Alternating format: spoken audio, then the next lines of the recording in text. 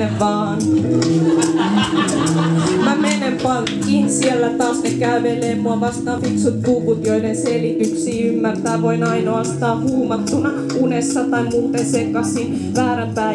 Väärän päiväkirjan valitsin, ne avaa suusa. Sieltä tulee sonta solkena, sitä avoimessa kauppiksessa joutuu tulkkaamaan. Asiakaslehdissä siivot blondit hymyilee, niiden helmois pienet kultapossulapset lymyilee. Ne puhuu paskaa, myöskin jossain yliopistolla, miten kasvuyrityksissä kaikilla on hyvä olla. Mä oon nolla, et taju, miten kasvuloputon on mahdollista, kun tää maapallokin rajallinen on. En osaa ostaa, myydä, en taju rahan arvoa. Mä oon ollut ummikko varmaan jostain 20-luvulta, kun joku päätti, että nämä jätkät ei oo enää vastuussa siitä, mitä ne tekee ihmisten rahoilla. Mut minä ja Jorma, me ollaan samaa mieltä, minä ja Esko.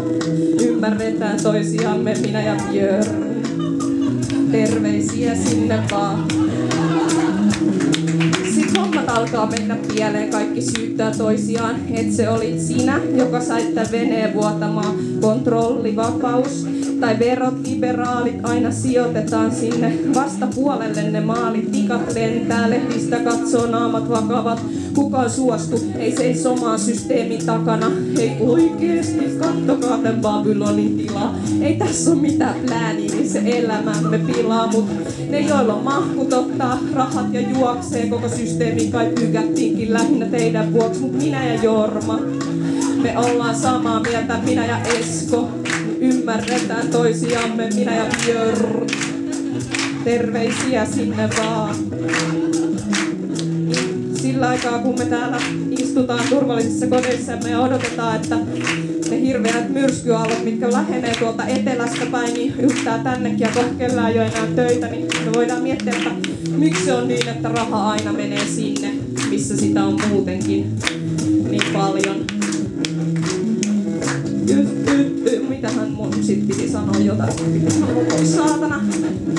Jos ei niillä ois niin törkyset luontaisedut, kävis melkein vähän sääliksi Jorman sukarit ja sedut. Siellä ne paistattelee lihoksia huipulla. Mut siellä on vähän pakko olla koko ajan oikeessa. Rupusakki Hesaril sut oikeana tuijottaa, kun jätkät korjaa konetta, liikuttaa valuuttaa. Peruspertti mistään mitään ei ymmärrä. Ei siellä hyötyä ole enää vanhasta maalaisjärjestä. Jos vaan uskoo tarpeeksi, loputtomia lainoja voi ottaa. Ihan oikeesti kaverit, ei toi vaan voi olla totta. Toi kuulostaa ihan Jeesuksen touhulta. Kun tehdään kaupungille keittoa yhdestä vanhasta pisusta. Jos voit hetkeksi astua sivuun punaiselta matolta, mä työnnän koko jengi ulos niemen katolta. Mut minä ja Jorma, samaa mieltä, minä ja Esko. Ymmärretään toisiamme, minä ja Björn. Terveisiä sinne vaan.